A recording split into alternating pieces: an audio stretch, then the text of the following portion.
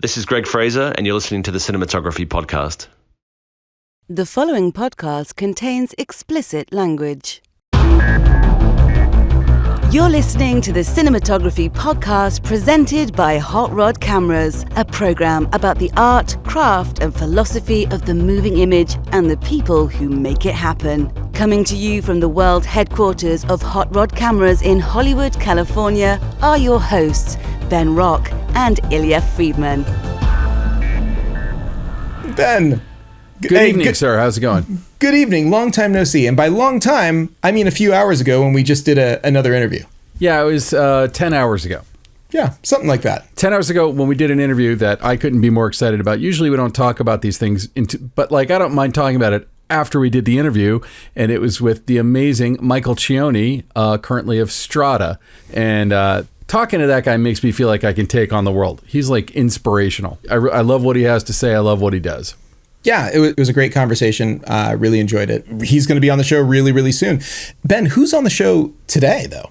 I mean, seriously, one of the best working cinematographers today, Greig Fraser, who we've had on for, we were just debating, but I would say this is his third time. No, this is his fourth time. We had him on for The Mandalorian. Yeah, we had Dune him on 1. For Dune. We had him on for The Creator. And he is one of the most innovative people working today. And I'm jealous and angry that I was working when, in the brief window of time that we could talk to him. And my jealousy is all pointed at you that you got to talk to Greig. Wow. Okay. Well, try not to be too jealous, Ben.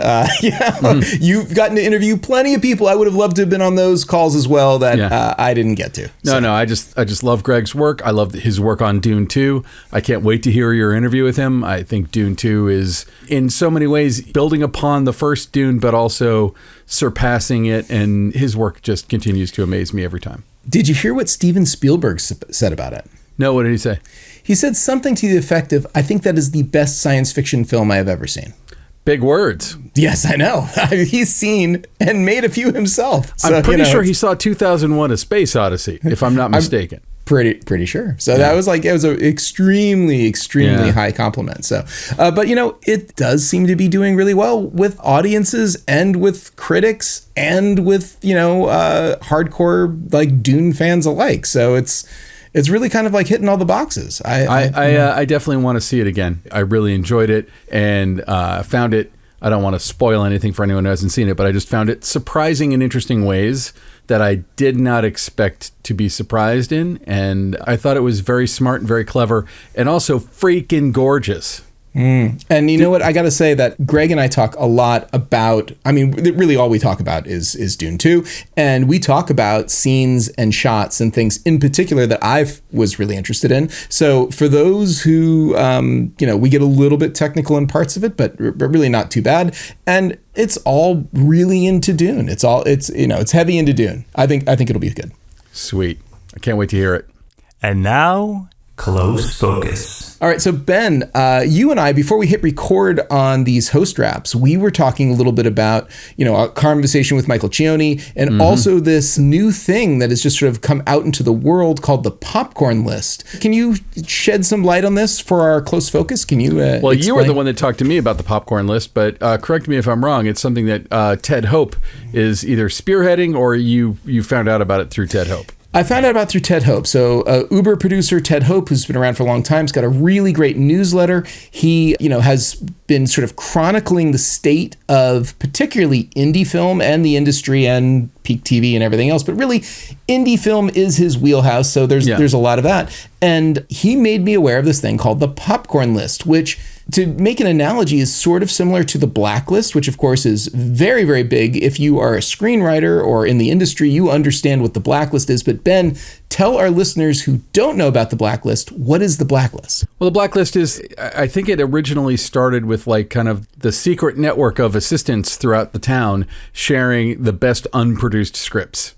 And I think, I don't think anyone needs to be told this, but I'll say it out loud. If you are lucky enough to get your script to any major producer, think of anyone. They're not going to read it. Before they read it, their assistant's going to read it, or an assistant who works for their company is going to read it, give them coverage, and then if it gets a glowing recommendation, it goes up the chain. But frequently, even the ones with the glowingest recommendations, because they don't check the right boxes, or boss doesn't like the content or whatever it is, they don't end up getting made. But the assistants are like, yeah, this is something that's worth keeping our eyes on. Let's put it on that list. And so the blacklist was sort of set up, as far as I know, to kind of track those films and kind of exalt them to make people more aware of them. But now anyone can submit their film to the blacklist, and you can sort of get a review. And a quick internet search claims, and I have not substantiated this, that 440 movies have been made off the blacklist. That is huge. 440 movies. That's like, years and years worth of movies all coming from this one source. Now, that's like as many as Netflix puts out in like 2 days. No, it's like a week. I think it's something like that. Yeah.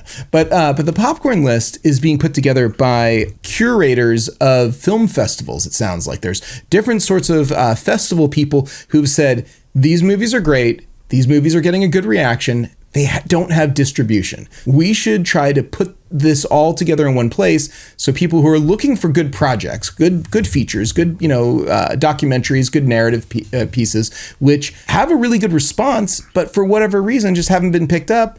I think they're going to try to help people find a home for them, or maybe find self-distribution, or find something. One of the people that is... Do you need to find self-distribution? Well, I've already found it. It's called my Vimeo account.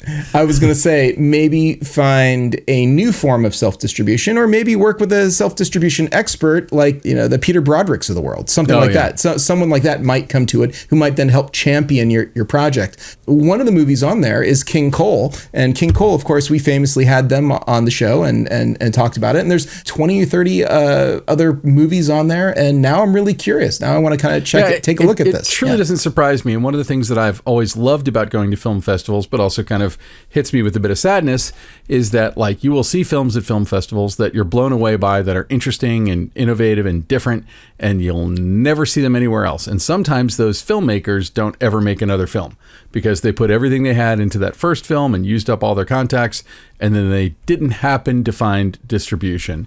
And it's a real bummer.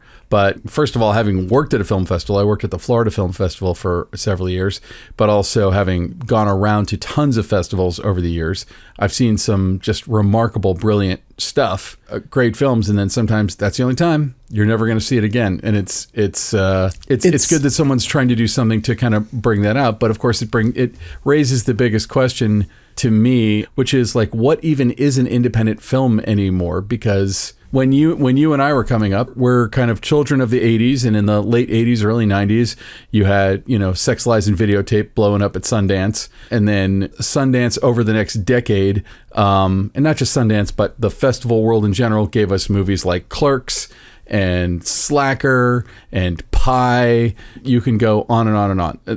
Just so many numerous films that also ended up launching the careers of directors, of actors, of writers. In the Company of Men. I remember seeing In the Company of Men when that played at the Florida Film Festival. I saw it because I was a projectionist.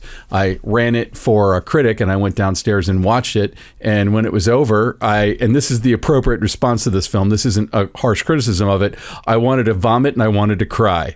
And that's the first movie I ever saw Aaron Eckhart in. And, to nobody's surprise, Neil LaBute kind of became known as kind of this very provocative writer-director. He was already very well known at the time in theater, but he became better known in the film world. And Aaron Eckhart became a huge star. And it's that kind of thing that you kind of want to see from film festivals. And that's what you and I think of when we think of indie films. But what exactly is an indie film nowadays? Yeah, it's interesting. Michael kind of made the point that he was basically saying that social media and that YouTube is sort of like the farm leagues now for filmmakers, and that what people are doing there is filmmaking. And I have a tendency to disagree. And then do we need another word then for what's happening on YouTube? Because it might not be filmmaking, and certainly not filmmaking in the way that we think of indie film. Even if it is long form, it's probably not feature length long form. And the disciplines that are going into it are different. And the intention for a lot of people is about getting views. And Michael made an argument that getting views is what everyone wants to do. They want to make a film. It's all about getting it seen and getting it out there. So I think that our vernacular has to change a little bit, and we have to be a little bit more specific, because I see all the time people conflating filmmaking with making TikToks or making a social media post or whatever it is. And yes, it involves a camera, and yes, it might involve a script, or it might involve some editing, but it's not the same discipline. It's like the same reason like cinematographers would get upset. Certain cinematographers in particular I've heard from would get upset when someone who shoots weddings would call themselves a cinematographer, because let me tell you, I think it's a lot harder in some ways to shoot a wedding than it is to shoot a movie. Get over yourself. Stop being mean to the wedding people. Yeah, I would point out that I feel like there is a disconnect, and then sometimes not. So, for instance, the two brothers, Denny Philippou and Michael Philippou, who made Talk to Me, were huge YouTubers out of Australia, and Talk to Me is their first narrative film. Now, those guys, I think they're in their 30s now. They've spent like 10 years making, here I say the content word that I hate so much, but making content for the internet. But that sharpened up their skills for shooting, for editing, for knowing what they needed out of a scene. And they turned around and made, what I think was possibly one of the most exciting movies I saw last year. And I think we're going to see more of that than we have been. And the reason is, I think that we all look up to movies and we all love movies. And I sometimes hear, like, for instance, I have a friend, I'll say his name. I don't think he would be upset. His name is Chad Saley, and I went to film school with him, and he's like the only person I knew from my cohort who became a full-on YouTuber. He had a YouTube channel. He was making lots of stuff. He had a TV show that he'd pitched around that he didn't get set up. And so he decided, he had a promo house in in Studio City, and he started to use his resources on his days off and whatever to make this show, and he put it out on YouTube, and he did it for years. And I remember 15 years ago him saying that his kids, who then were tweens, were like not interested in movies and not interested in TV. All they wanted to watch was YouTube. And they were watching at the time things like Smosh and Jenna Marbles and like a bunch of people who probably aren't doing it as much anymore. I think Smosh is still going strong, but a lot of them aren't. And there was this terrible pit in my stomach at the time of like, so is filmmaking gone? Like what's happening to filmmaking? Is like, no. Like these people, a lot of them would, if they weren't doing this, they'd be like doing amateur night at the local, Chuckle Hut. Like a lot of them are just kind of stand-up comic types. And as we've seen what happens on YouTube evolve and develop, and also TikTok, and people are able to make livings at it, I don't want to see it replace narrative film, but we also have to look at the facts, which is that Gen Z currently is less interested in going to a movie theater and sitting down and watching movies. There was a quote that was tearing up Twitter and everyone was pissed off about it. Millie Bobby Brown from Stranger Things was saying that she doesn't like movies, and people are constantly telling her, oh, you have to see this movie or that movie. And she's like, do I have to sit and watch this whole movie? And people were kind of tearing her apart. I'm like, leave her alone. She doesn't owe you love of movies. If her generation doesn't love movies, her generation doesn't have to love movies. I heard that quote. I heard she doesn't even really watch her own movies. Yeah. So who cares? Yeah. Like, is she a good actor or a bad actor? That's my only question about Millie Bobby Brown. Outside of that, like, I'm interested in her insight. I'm interested in what she does want to watch, but I don't, I'm not angry at anyone for... I don't watch sports. Is anyone angry at me for watching sports? Every now and then I'll come across someone who gets in my face and they're like, what, you don't even watch the Super Bowl? And I'm like, I don't watch football. Why would I watch the king of football? I don't care. What about professional darts? Well, obviously I watch darts and chess mostly, especially when they happen at the same time. I'm teasing you, Ben, but no, but it's a good movies point. In general and indie film, what does that mean to someone who's 22 years old right now or 16 years old right now? You know what though? Just because it might be less popular than it was once upon a time, I don't think it is now unpopular. I don't think it is either.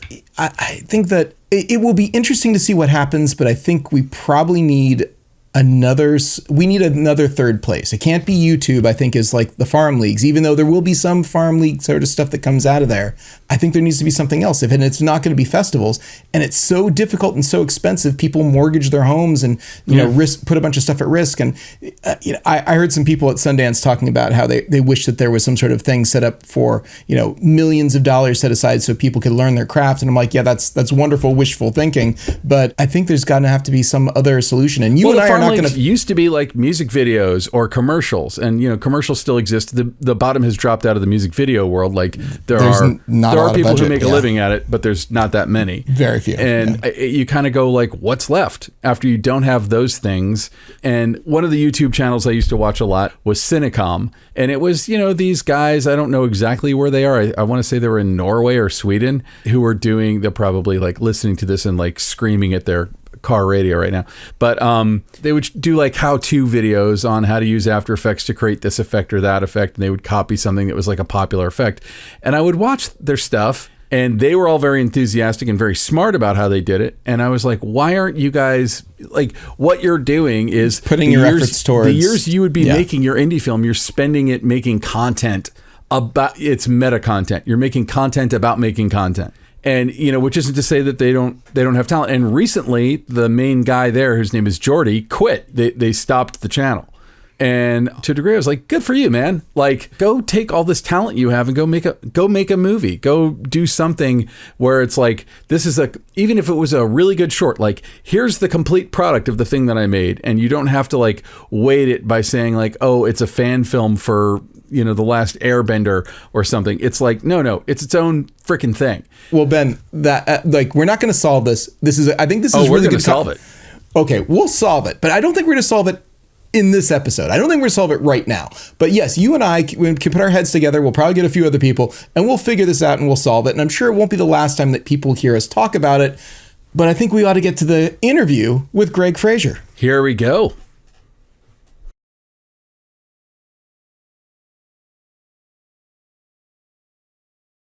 Joining me now is Greig Fraser. Greig, you've got a little movie out right now called Dune Part 2. It's a wonderful movie, and thanks so much for coming on the show. Yeah, thanks for having me. So, Greig, one of the things we talked about last time when we were talking about Dune Part 1 was the film out process and the process of taking, digital acquisition and putting it back on film, getting it back to digital. Was there anything like that this time? Was it the same sort of process? Did you do something different? Well, we pretty much did the same thing this time, except we also added an extra layer to the release print. We printed to 70mm film. Oh. So we took the information and output it to 70mm film. So it was a bit of a continuation of the process to sort of create that texture and help that texture. But it was funny, ever since part 1, there's been a lot of sort of feedback that I've been hearing about. A lot of people have been sort of questioning the need to do something like that, which is interesting because I'm kind of a little bit passionate about that now, because I'm not a big fan of raw digital. Like, it is what it is, and some people love it, and some people shoot it better than others. But I'm a bit of a film freak. I do love myself some film, but I also don't feel that I'm a religious film person. It's not where I have to shoot on film or nothing, but I do definitely feel the same as sort of the people like Nolan or Hoyter or Linus, or like what film is and brings to the table is remarkable. And shooting digital raw is a little bit, I feel right now in this day and age, particularly because the cameras are so good, that things are becoming a little bit sort of soulless. So the film out process for us really helped sort of push that back into this world of analog. It created sort of an analog kind of component to the film, which I think again really helped the texture of the story. I got to say, too, it's like I enjoyed Dune 1, but I definitely feel like Dune 2 raised the stakes, raised everything so much that you guys really pulled something off. You pulled off, in my opinion, the sequel better than the original, which is a real trick. And I know that the expectations are high, especially after, all the accolades for Dune 1. Does the expectations of the audience and critics come into it at all when you're thinking about, like, how do we outdo ourselves, or how do we tell the story? Is that even a consideration? I don't think it's a conscious, that side of things is not really a consideration.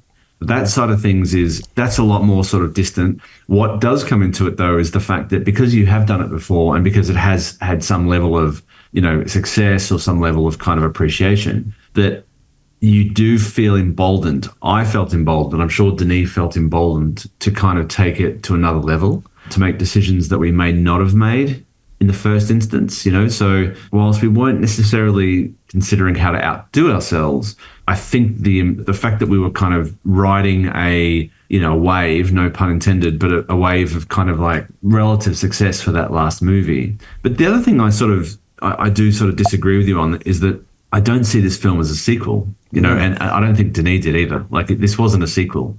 I know it's easy to sort of call it that because that's why we called it part 2. I remember even just discussing in the early days about what to put on the slate. Like what is this? Dune part 2? Like what is this? I suggested, I said, like, what about in French? Part 2, like, and I think the slate ended up being part 2. That was all it was. Long live the fighters. I think it wasn't necessarily another movie. In our minds, it was the same story, the second half of it.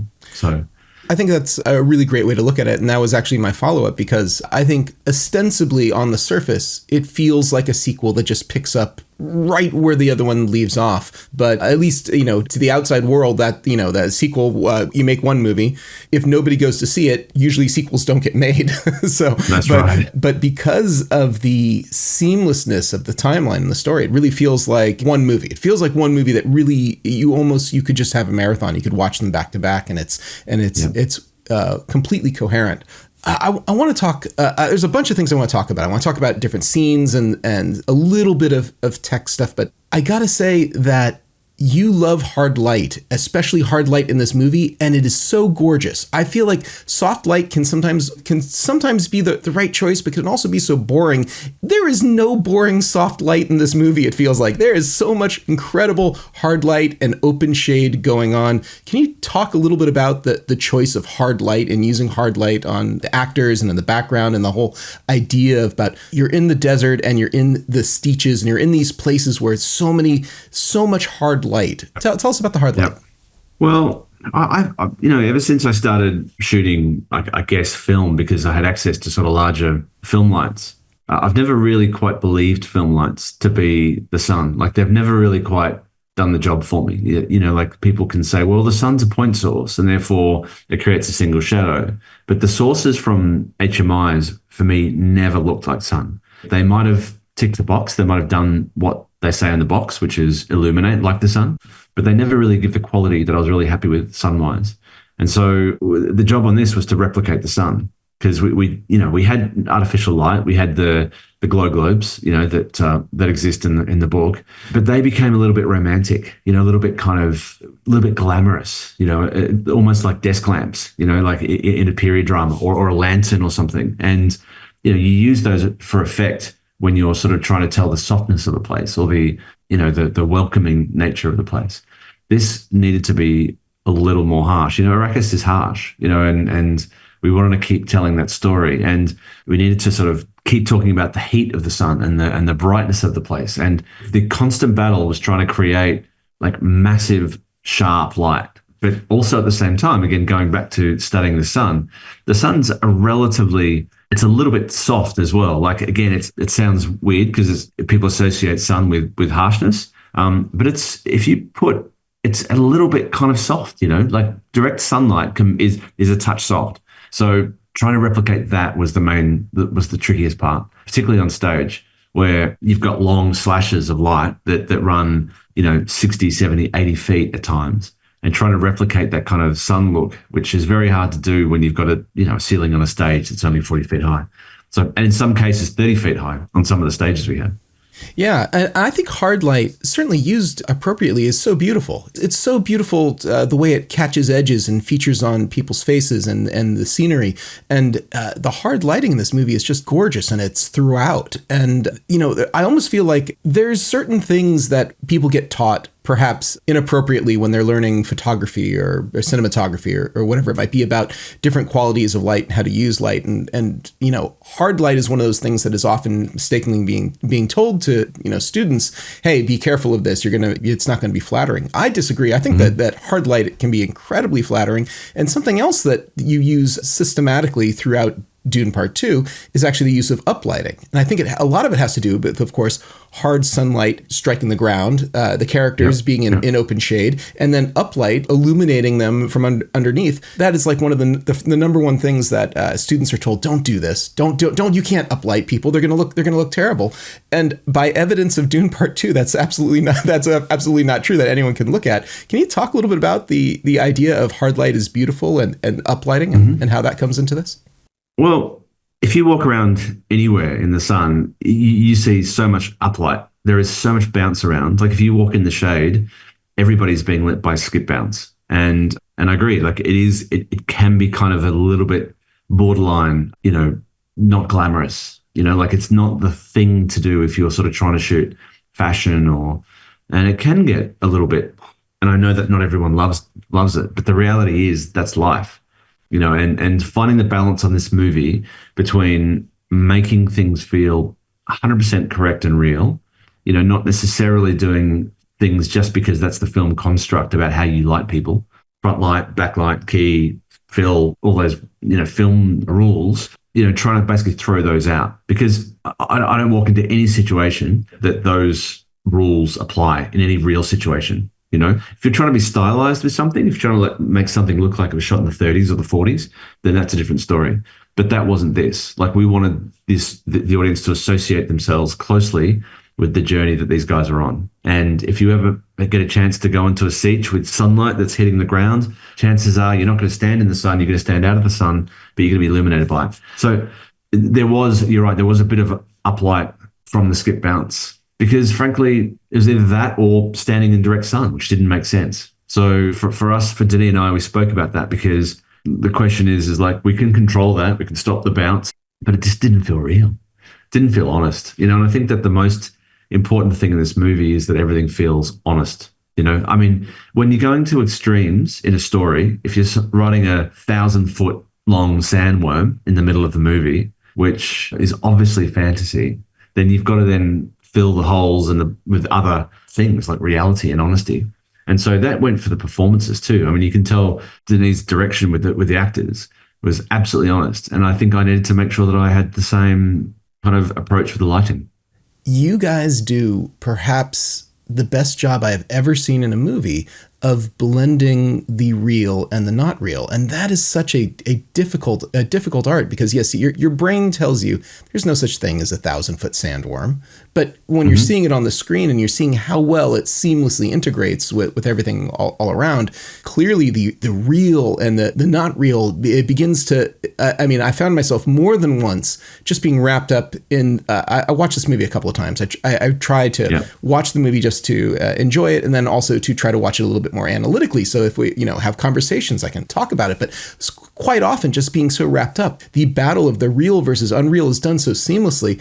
I want to talk about specifically the spice harvester attack that happens sort of near the beginning of the movie, because this is one of those examples to me of like, I know there isn't this giant machine. I know that there isn't this planet. And I know that there aren't these other aerial crafts around that are all attacking these people. But the way that it's shot and the way that the human actors are integrating behind, like taking cover behind the spice harvester and running from point to point, to me, it's such a masterpiece of like being able to blend what's real and what's not. I'm assuming it's a stage. I'm assuming it's all kinds of other things. But can you talk a little bit about the construction of just the sequence from rising out of the ground to, taking cover? And it only takes place for a few minutes of screen time, but it absolutely sucks you into this world. And I can't imagine that there isn't this giant mechanical beast there with these people running around it. How did that happen? I think we left the thing in Abu Dhabi. We left it in a sand dune in Abu Dhabi. That's a sequence that was there was a number of sequences in this movie that were very tricky to navigate, and that was one of them. And we would all begin together by getting a briefing from Denis. We'd all read the script pages, but he would then either come to us with a fully storyboarded sequence, or part of a storyboarded sequence that we would then, because, they also have to bid the VFX. So it's important that it's planned as well as it can be, well in advance, so it can all be bid out. So after the initial briefing, we would then go through shot by shot and say, okay, all right, you've got a shot here, you're tracking along with a Harkonnen walking, in front of the massive tracks of the harvester. How would we go about doing that? Where do we do that? Do we do that on stage in Budapest? Do we do that on the backlot in Abu Dhabi?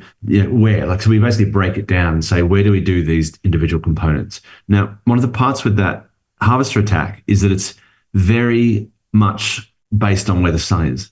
And you probably don't notice it necessarily as you're watching it, but what you would notice is if the shadow was the same on each side, where if they were under the shade or the sun, most of the time in movies, you don't clock where the sun is. You shouldn't, because hopefully you're carried away with the story. But on this one, it was really important because they're in the shade at the beginning, they run under the harvester, or they slide belly under the harvester and then come out in the sun. And then it effectively means she's shooting at the ornithopter frontlet. And the shadows of the legs are effectively their saviors. They have to stay in the shadow of the legs to stay safe from this ornithopter. So Dee and I sort of decided to be very diligent about making sure that the shadows of the legs were the thing that kind of gave them safety from the ornithopter. And, obviously shooting, Zendaya shooting frontlit isn't the ideal scenario for a DP, but we went with it and said, okay, the sun is right behind the ornithopter, and the sun is up there and it's creating shadows on the legs. So it became a sort of logistical discussion about when we shoot, how we shoot, where the shadows of the legs are.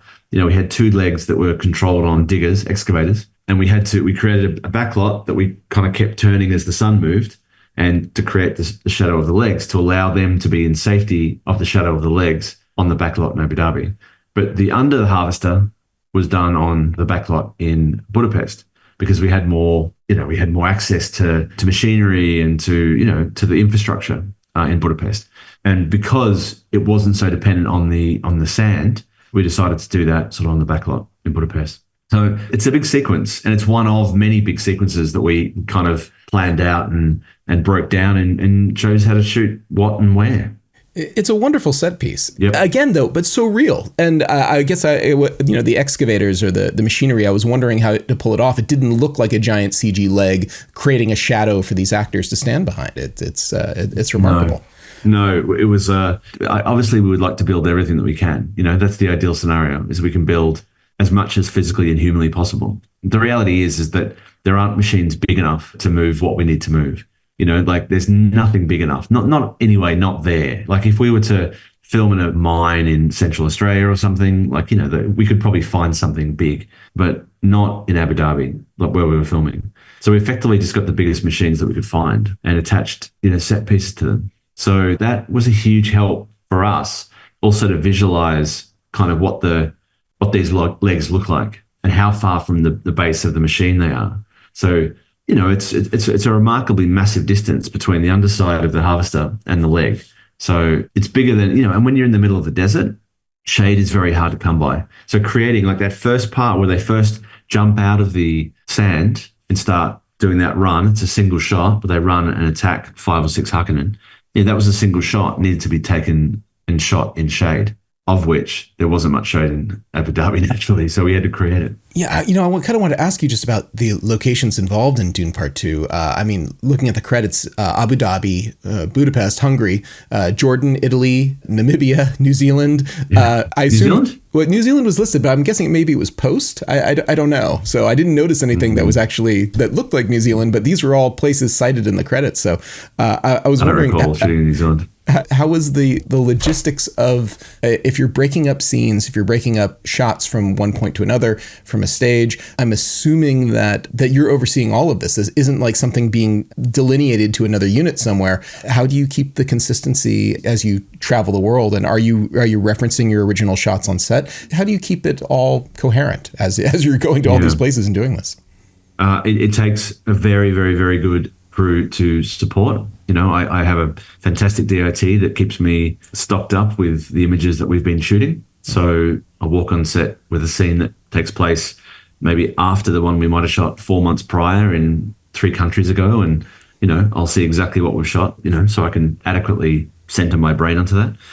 It takes an amazing crew of camera and lighting and grip to make sure that we're consistently, using the same equipment. It also takes a very, very good group of other DPs, frankly, who are willing to sort of forego their own ideas if it helps me get the idea that we are aiming for first. Does that make sense? Like, it's a really tricky job being a second unit DP or an additional, because effectively you are working primarily for my vision, without being the auteur, which is that's not the point. It's more about being consistent, having the big picture and understanding what's going on around the shoot that, say, another DP might be doing. Danny Villar was my second unit DP on this. He did second unit for me on Batman. Mm. And Christoph Brandl came in to do some additional photography on Dune Part 2 also. He shot some of the worm riding at the beginning, shot some of Aaliyah. Aaliyah was all in camera. Mm. I mean, there was VFX applied to eyes and arteries and things, but, a lot of Aaliyah was shot for real through a model. But so, some of these scenes take time. They take a significant amount of R&D and they take a significant amount of preparation and also time shooting. The Aaliyah, even though she's only in the film, I think twice, it was important that when she does appear, that she's incredibly interesting because that's a very odd idea also, like coming back to the entire book, there's a lot of really odd, interesting ideas that come from the book. And Aaliyah is one of them. A speaking fetus is one of those odd, interesting ideas, that I've never really seen before. I can't reference to find shots and say to Denny, oh, it should be like this. It just those references just did not exist. So, I spent months looking for the right type of reference that would kind of give us the right feel for the Aaliyah scenes. Yeah, I was going to ask about that because it's clearly there's some sort of effects and stuff going on there, and you've got this animation, but there is such a visceral quality to it. It feels tactile. It feels real. It feels like there is I guess I want to say like an in utero umbilical. The whole thing's amazing. So it definitely it makes you pay attention. Well, it wasn't easy, because again, finding the right balance of that is very hard because finding the right lighting, again, it's like, what does the lighting look like in utero? So finding the right lighting was pretty important. We referenced, there's a number of films or music videos, for example, that take place in utero, but none of them were quite right for what we're doing. They were all a little bit stylized. Again, going back to what we discussed earlier about the honesty of storytelling and the honesty of the images. Like, we are telling the story of a talking fetus. So you can't then take it another layer and for it to be super weird in utero images. They have to be something that you would kind of believe and that have to feel honest. Yeah. ARRI is a sponsor of our show, and ARRI did a really nice write-up on Dune Part 2, and they reference a lot of the different technology that ARRI provided and that you used. And so I want to talk a little bit about lenses, particularly the first shot in the movie I want to say that really draws attention to itself as like a different sort of look compared to what we've seen before is the shot of the Emperor, is the shot of Christopher Walken. And he's got this incredibly swirly background, extremely shallow depth of field, and he feels almost like, I want to say like idealized. There's lots of saturation. He feels like he's in this completely different place than the harsh world of Arrakis. Can you talk a little bit about the lens choices and maybe for that shot in particular and how, it sounds like you had a lot of different glass to play with, where the lenses kind of fit into this whole story? Yeah, I was really well supported by ARRI on this, like they've gone to beyond and back to support the last few shows that I've done. And, I'll give them full pat on the back for that because, I sometimes can be a tricky DP to work with, I don't always know exactly what I want in prep. And I sometimes am a little bit more mad scientist when it comes to kind of putting ideas together and never really knowing what sticks until I start testing, and they never once sort of pushed back against that. So, one thing that was apparent to me on Dune Part 2, because it was a spherical film entirely, not anamorphic and spherical like on Part 1, and we weren't using the H series lenses from Panavision, which we used on Part 1. So it was really apparent to me that I needed to sort of create a lens set that was small enough that it wasn't to become unwieldy, because you talked before about multiple countries. And there comes a point that I could take the entire rental company with me, but that doesn't help Yeah. the logistics, does it? Like, I could have access to 1,000 lenses. I mean, I couldn't really, like, the UPM's going to kick my butt. And, anyway, let's just pretend that I had access to 1,000 lenses. Even if I did have access to that, having those choices sometimes can be a little bit, they can weigh you down. Like, having access to that many choices can be a little bit sort of debilitating. So we kind of made sure that the lenses that we used, we matched with what we were kind of shooting. Like, for example, on the worm writing, the stuff that Christoph primarily was shooting early on in the film, we used the movie cams. Like, the movie cams are a great, they're sharp, they've got character, they're sort of, they're really good, but they're not modern. So they were really good for us when you had lots of dust, I felt, because then didn't have as much flare. You had an image that was soft through soft light, through dust, through stuff hitting the lens, but you then had resolution as well. And also, we found that the DNAs also have a great deal of character, but they worked really well in some scenes in Getty Prime, in some of the infrared scenes. But then when we got to the desert, we found that sort of the rehoused iron glass lenses were kind of the most like the H series that we had. And we used those a fair bit along with some elite lenses. But the shot you're talking about, the shot with Christopher Walken, we originally put on a 60mm movie cam for that, I think. I think that was originally, we looked at the 60mm movie cam. And again, I felt it was a little bit too two-dimensional. Like, again, the story, as you know, having seen it, the story is Irulan's narrating the fact that the father was deep in thought, that she'd just betrayed somebody he thought of as a son. It was a big deal for him. And it felt really appropriate to find a lens that kind of had that softening or had that ability to bring us into the Emperor's head, quite myopic. Now, almost like, this film was entirely different to the Batman, but that's kind of what we did a lot on the Batman, which was trying to bring ourselves into the Batman's head, that sort of insular kind of darkness. And even though the Emperor was sitting in a garden, lovely, beautiful garden, it felt like at that point that lens did that right job to create that effect. Now, we all know, I've used that lens also in the desert, and you'll never pick it because it doesn't have the same set of ingredients to create that bokeh fall off and the movement. But in that case, it just felt really appropriate, particularly for that one shot. Yeah, absolutely. It really draws a contrast to what you've seen before. Shooting infrared, and I know that this is something that's been talked about quite a bit, the exteriors on Getty Prime. Infrared creates challenges and opportunities, but I know that some lenses in particular won't pass infrared, or at least not infrared particularly well because of various coatings. Did your testing extend to testing lenses as well, too, to see which one would pass more IR? And I'm assuming you're mostly using the sun for that sort of lighting, because that's the single greatest source of infrared light, that anyone has access to. Can you talk a little bit about IR? I love the choice. I love seeing it integrated so seamlessly. How did the testing for IR inform the actual work on the day? It was really important that we had lenses that we could double because we used the 3D rig. So it was important that, the ideal scenario is you choose two factory built lenses that are identical. But that wasn't the show we were making. We didn't want to shoot factory-made lenses. So, I think we used the movie cams because we could get those, and you could double those. Yeah, they were pretty consistent. The 60 mils and the lens choices were pretty consistent, and they also worked quite well.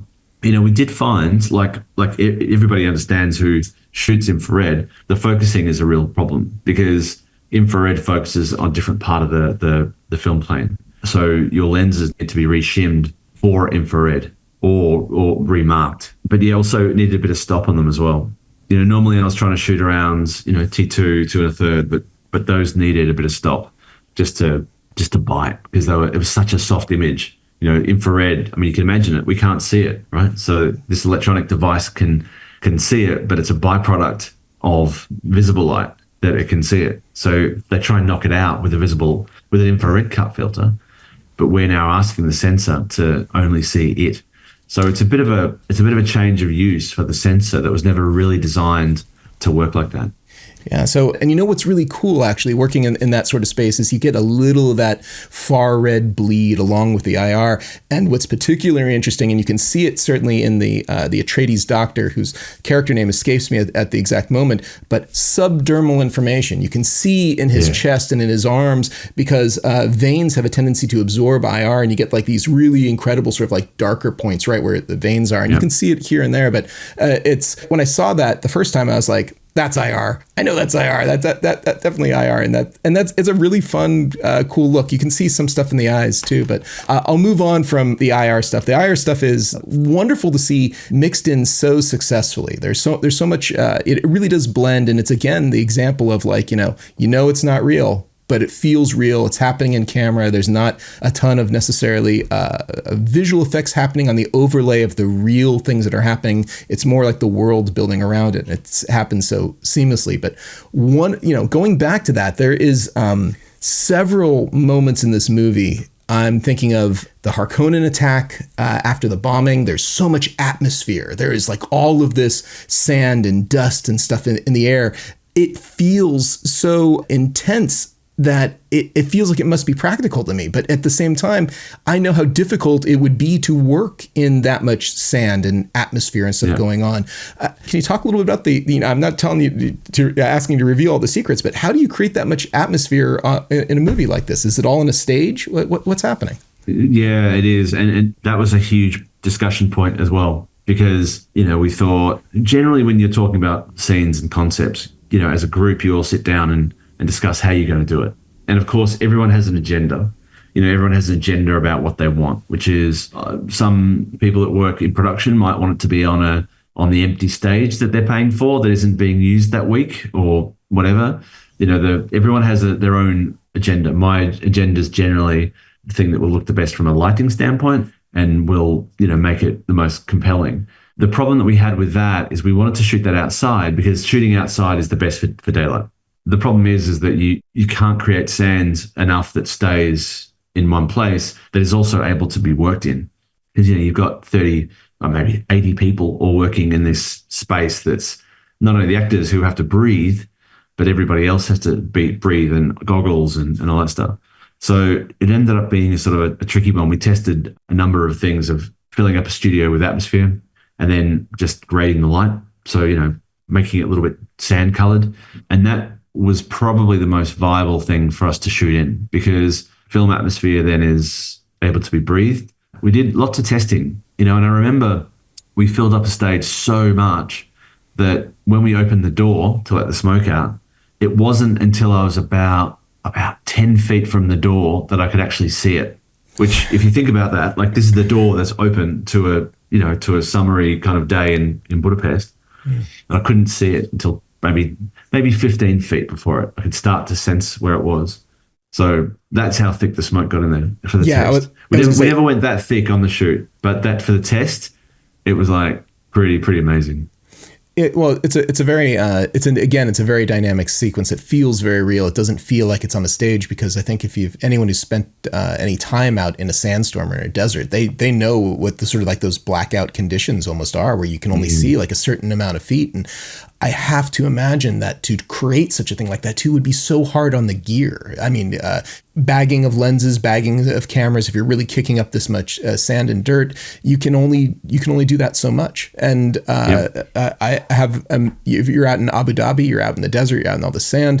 Is that just the reality that you're going to go through some stuff, that some stuff is going to get damaged along the way? Or, I mean, I mean, it is a reality that there is definitely the expectation. We have an incredible crew that have built, my ASC, my camera crew have built bags with ventilation systems in it and pipes that ventilate out the back and air that comes in underneath, but it's all filtered. Like they're incredible crew because they know what's going to happen. They know the fact there's going to get sand in there. So they've got, whole exhaust systems on these bags built for the film. I really just got a couple more questions, but one of them, there's a shot that I think it's only on screen twice and only for a few seconds each time, but it's a foreground focus. It's not out of focus, but it's foreground focus. And Paul is in the background walking in slow motion towards the camera. And it's like, it's just before like the parting of the crowds, before the massive prayer towards the end of the movie. And there's a heat effect going on too. It's just sort of like this. And of course the score is swelling. It's this very like a dramatic moment in the movie. And it's in there for just these little like splashes, this little like moments of taste. And it's sort of, they kind of stand out. Was the intention of these, I should ask you, what is the intention of these shots? So what are the intentions of this and theirs? It's to change a beat, to change the moment, to change the feel. They're very effective, but I kind of like to hear from you, like where that shot comes from. Yeah. Well, Paul's changed his opinion at this point in the movie. Like he's given into the fact of what's going to happen. So he'd been fighting going down south for the entire film because he knew what was going to happen. This was the time he was down south. This was it happening. This was kind of destiny. This was his destiny. This was the world's destiny. And I remember I was researching long lenses. None of the long lenses that I had researched were quite right for this. And Denis texted me in the middle of my dinner and said something along the lines of, we've got to find a long lens that's kind of like a dream right on it. Like literally, he was thinking at the same time I was researching it. And I sent him back instantly this couple of particular lenses that I was thinking of. And we ended up sort of merging a couple of different lenses together and getting a front element and we ended up building a lens kind of out of a series of parts, really. But it felt like it had the right tone for the movie, which was textural. It wasn't just the heat haze thing. Like there's that look on certain long lenses where you get the heat haze, which is an amazing thing. But we didn't want to rely on the heat haze. That wasn't what we were after. We were after something that was far more kind of earthy and a lot more kind of organic. Like you'd put one of those lenses into a blender and you'd kind of come out with a series of glass that you can create something that's kind of got that grittiness to it. So yeah, that was that lens. And it was really funny how that came about because like I said, Denis texted me right at the same time that it was top of my mind. So we were obviously having the same thoughts at the same time about that particular problem, which was creating long lenses that have such a earthy, organic, kind of broken feel. Yeah, it's such a dramatic shot and really a lot of fun. I feel like so many people don't want to just let the world kind of live out of focus. And the world gets to live out of focus with just this foreground, and it's powerful and effective. That entire sequence, sort of at the end, where Paul is now speaking to the fanatics and the followers, and his future army. I can't imagine how many extras that you had for that. I'm sure that there was some digital extras going on, but again, it's like it feels like it kind of brings in all of these themes that we're talking about: the hard light and the open shade and this world and this thing. Can you talk about this sort of like climactic pre-war moment that takes place, very dramatic with everyone standing around? I mean, we I believe we went sort of backwards and forwards on that particular location ever since we first started talking about the film. Yeah, because obviously it begins with a script page. You have to achieve a certain goal in a space, and that goal was Paul speaking to the religious people in the South to come follow him. And he wasn't supposed to be there. He's not a leader. He's not he wasn't supposed to be up there.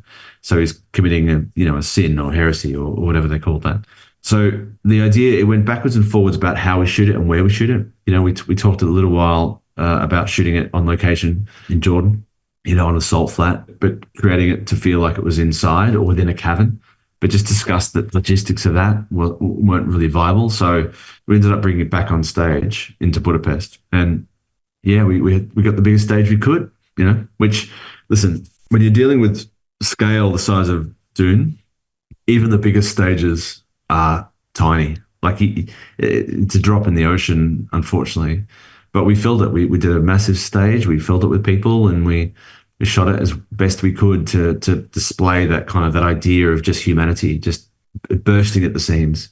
It's very effective. All right, so the final shot of the movie is a push-in on Zendaya. And yes. The movie ends, on essentially this close-up of her, I think, pondering her future, what just happened. We're kind of left at this wonderful sort of cliffhanger and, moment of like what's going to happen next. Can you talk about how you and Denis decided to wrap up this whole movie and what that last shot was going to be? Was it, how much pressure is on to button a movie like this? A movie that with the scale, how epic this is, to come down to that one shot, and tell us about it. Tell us what happened. I think Denis has got a very, very accurate take on what makes people enjoy cinema. You know, and we love a spectacle, we love an explosion, we love things blowing up, like, you know, as witness to the, you know, Fast and Furious or Michael Bay movies. Like, you know, people enjoy going and watching a bit of that escapism. I feel, as does Denis, ultimately it's all just fodder for the character.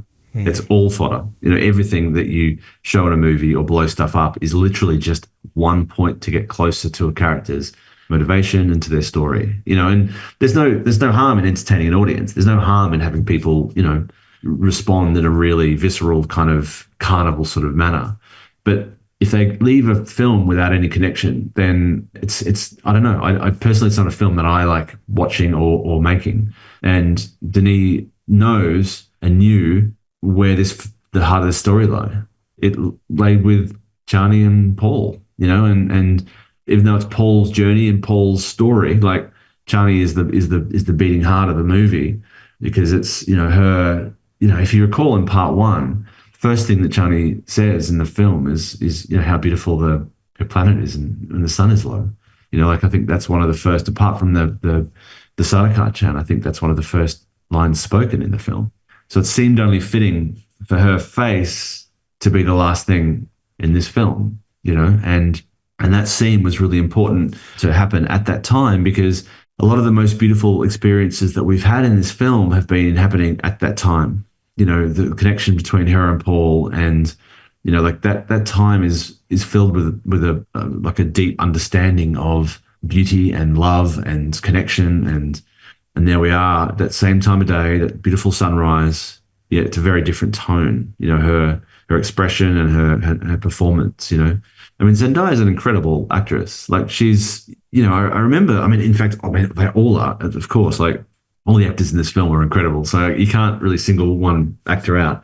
I remember when we did the Fade and Paul fight in the war room, you know, we went around and did all of our close-ups on all the actors, you know, responding to the entire scene, which is kind of what you do in filmmaking. You know, you cover off people. And I just remember, like, the camera, we did still close-ups on everybody. And when we got to the end of every take, I said to Denis, man, you could hold on that for the whole scene. You know, like Florence for the whole scene, Josh, the whole scene, Rebecca, the whole scene, everyone, the whole scene. And Zendaya, you know, like, just watching her watch this scene take place, which is, you know, Denis did cut a significant amount of Zendaya into that scene. You know, her reaction to Paul talking to Irulan, like, a lot of it was Zendaya. So it felt only fitting, really, to finish the film like that, you know, and I felt very deserved.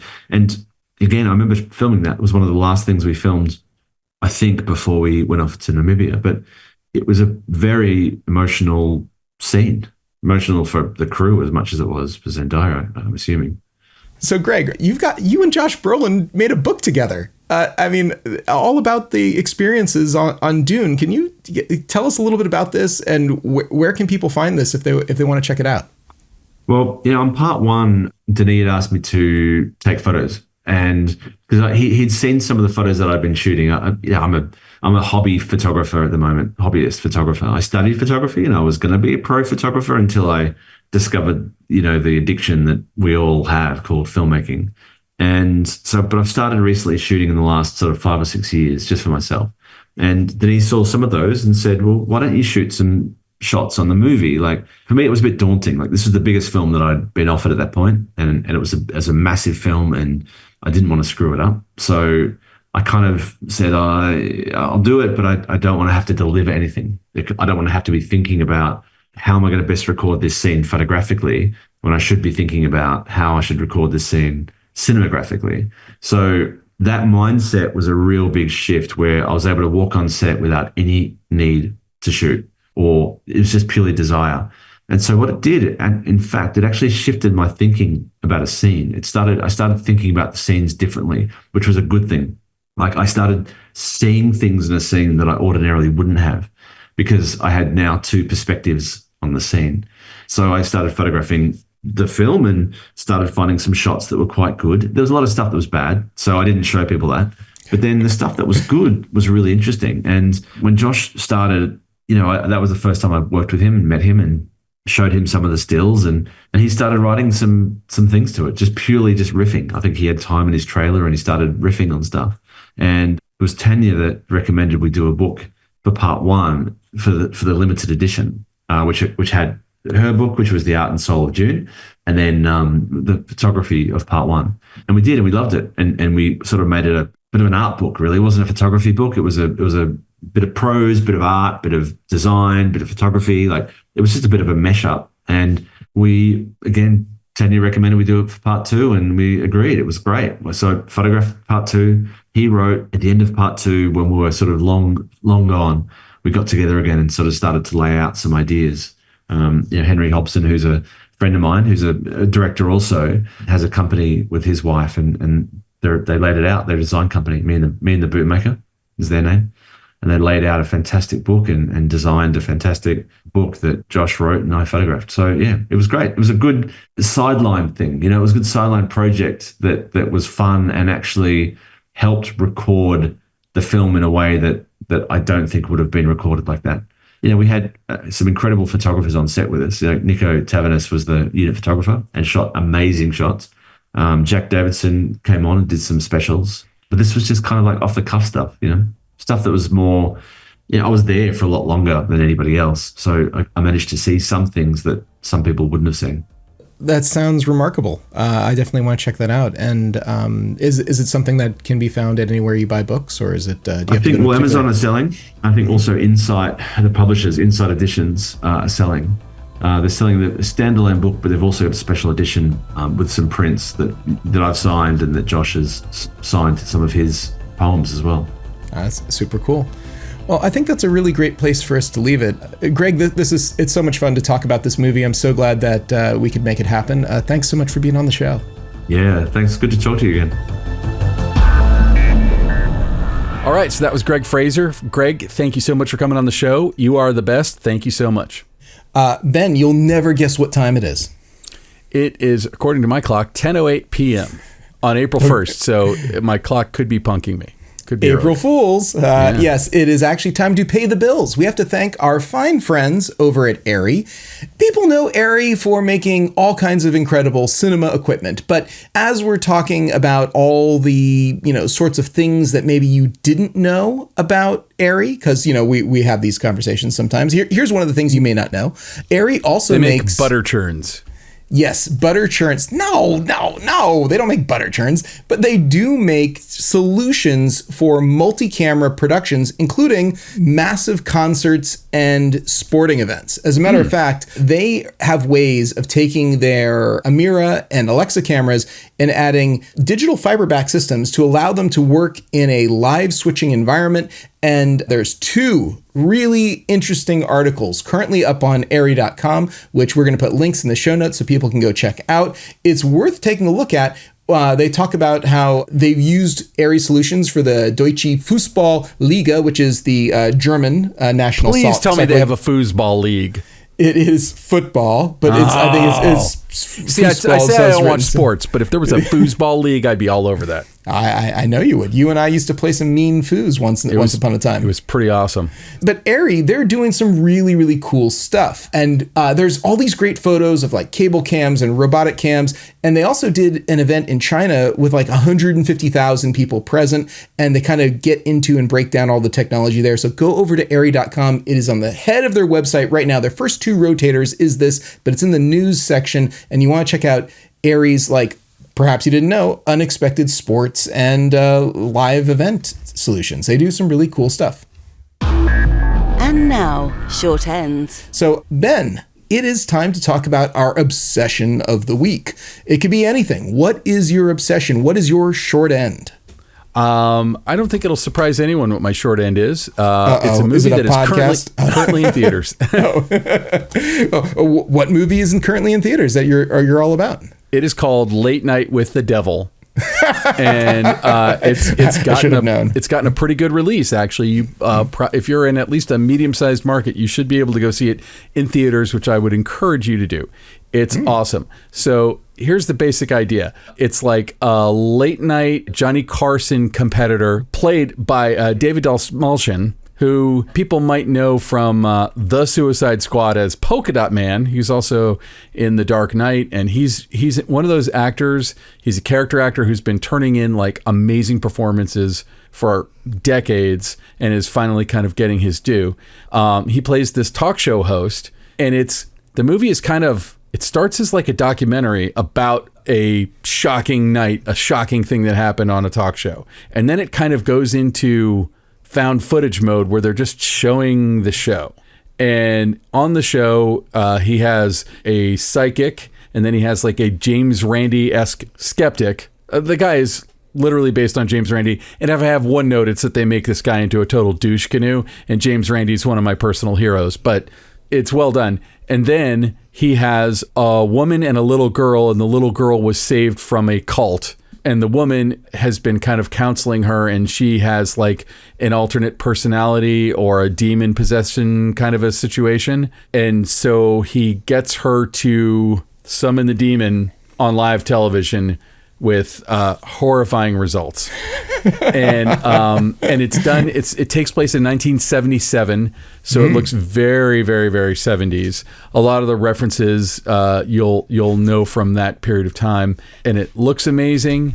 It's dark. It's funny. It certainly goes gross at times, and totally worth seeing in the theater, in my opinion. Like it really worked. It's got like a great sense of time period. It was shot by a man named Matthew Temple. I'm unfamiliar with most of his work, but it's really awesome. Looks great, sounds great, actually scary, like edge of your seat kind of stuff, and kind of funny and dark and interesting, with tremendous performances. Pretty much can't recommend it highly enough. And if you are hearing my voice and you like this, any of this sounds good to you, you should check it out.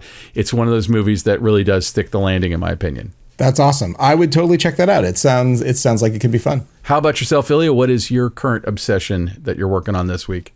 I took a page out of your book. It's a podcast. Oh, sweet.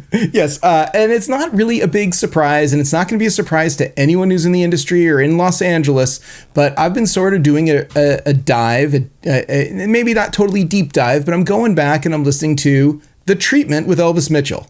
Me too. I hadn't listened to Elvis Mitchell in months or in years, and I started listening to it again this week. So weird. That is so weird. Well, I got to thank Bill Totolo. Bill Totolo sent over this most recent episode with Alan Pohl. You probably listened to this. He is the executive producer of Tokyo Vice, but he also, of course, was the executive producer on things like 6 Feet Under. And there's a really wonderful, long conversation sort of getting into the nitty gritty about how Tokyo Vice sort of came to be and how difficult it was to make the original series, the original season 1, during the pandemic in Japan, especially they closed the borders there. You couldn't get anyone, into the country. If they weren't there, you weren't going to be able to get it done. And then how it became a hit, and then how season 2, they went from being like this weird gaijin foreigner production to now local heroes and people rolling out the red carpet. And Alan even talked about how the governor of Tokyo, sort of like the local authority, have made him like an official like tourism ambassador of the city, which is crazy considering like there was nothing but like they were like very suspect when they started, like, what's this thing? It's about Yakuza. Oh man, no one wanted to have anything to do with them. But it got released, and now it's like all of like the biggest actors in Japan, especially in Tokyo, are like coming out of the woodwork, and a lot of them are lining up for season 2, for parts in season 2, which is it's a really great conversation. I've talked about on the show a couple times. We've talked about on our show before our love of Elvis Mitchell. I've also talked about my love for Tokyo Vice. And so it was such a good interview. And, Elvis Mitchell's show is also great. I mean, the whole thing is great. He also had, Bad Faith. He had the good friend of his, director of this documentary called Bad Faith on, and totally gets into this project I was completely ignorant of. Now I have to go watch Bad Faith. It sounds spectacular. I don't want to misrepresent it, but anyone who's interested in Elvis Mitchell or hasn't ever heard the treatment should go to kcrw.com because they have an archive of all his shows there. I'm sure you can also find it wherever you find podcasts, but you can go through and really easily on KCRW look and see who else has been on the show, the different things he talks about. And then at the end of this episode that I just listened to, Taraji P. Henson does like a sort of like war story, sort of like little life story, talking about like her experience getting into acting and loving The Wiz. And it was like this whole sort of like wonderful little like moment in there. So yeah, great show, really well produced. I can't believe I also have not been listening to it for a while, but just, stumbling back into it, it's like, oh my God, how great is this? And then going back and finding these episodes.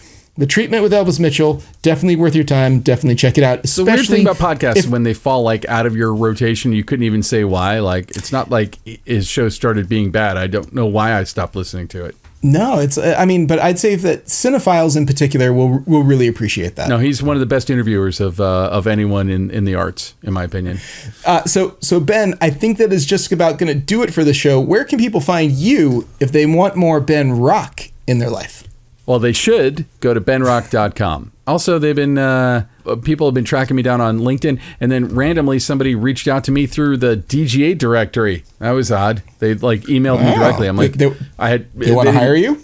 No. It was like a film student who wanted to take me out to lunch and ask me questions, and I was like, oh, the sites I could show you. I'm like Pinhead.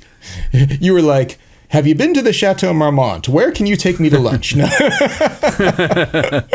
No, but I was like, where did you find my information? It was like DGA registry. I'm like, huh? Okay, I guess anyone can find my email on the DGA registry. But go to benrock.com and check out my stuff. How about yourself, Ilya? Where can people find you? You can find me over at Hot Rod Cameras, hotrodcameras.com. And actually, strangely, I've been getting some people who have been reaching out through YouTube and Instagram and stuff, nice. Actually messaging the shop, and it's been forwarded to me. But yeah, if you reach out to Hot Rod Cameras, there's a good chance that you'll get a hold of me, or say that you want to get a hold of me, just say, ask for the top banana. They'll know who you're talking about. That's me. Nothing on earth makes me sadder than that our YouTube experiment seems to be successful. I was hoping it was going to go down in flames, and I wasn't going to have to showcase my messy office. And next week, you will be on the fancy camera, the card recorded in the fancy camera that is now sitting right in front of you, and everyone will get to see you look even better than you look right now. I don't know. I look pretty goddamn good. Anyway, so Ilya, who do we need to thank this week? Well, let's thank Alana Cody. Alana Cody, who, of course, is working out all these incredible interviews that we're doing and has a whole bunch more. Maybe we'll get more opportunities to do tag team, both be on the same interview. Who knows? We'll see what happens, but she's keeping us pretty busy. Kays Alatrachi. Kays, recorded the music. You and I have to spend some quality time to figure out new music. That's the whole thing. Kays sent us some music. We got to get that happening. By the way, I saw Late Night with the Devil with Kays. Oh, right on. Well, I was going to say, once we figure out that music, we have to give it to the other person we need to thank, Ben Katz. Ben Katz, who will be layering that music in and making and slicing and dicing and editing the show together so that we sound eloquent and succinct, things that I think neither one of us are 100% of the time. So no, not me. No. God, no. I think that is just about it for us. So, Ben, do you want to take us out? Until next time. This has been the Cinematography Podcast, presented by Hot Rod Cameras. Find your next camera, lens, or accessory on the web at hotrodcameras.com. Don't forget to subscribe to our show on iTunes and connect with us on Facebook and Twitter. Thanks for listening.